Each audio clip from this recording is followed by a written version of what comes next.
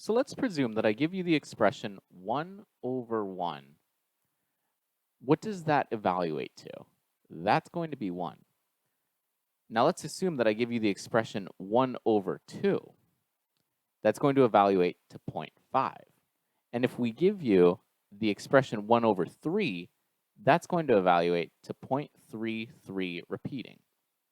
So as I give you these expressions, we can see that 1 is going to be a constant. The numerator is going to be a constant, but the denominator is approaching a quantity known as infinity. And this is what we call a limit. As x, the denominator, approaches infinity, it gets closer to 0.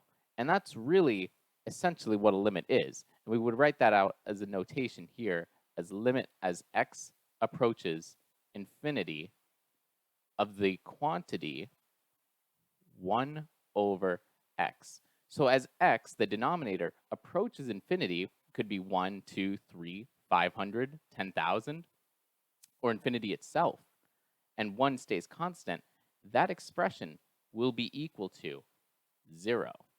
And that's essentially what we mean by evaluate the limit as x approaches infinity of the quantity 1 over x.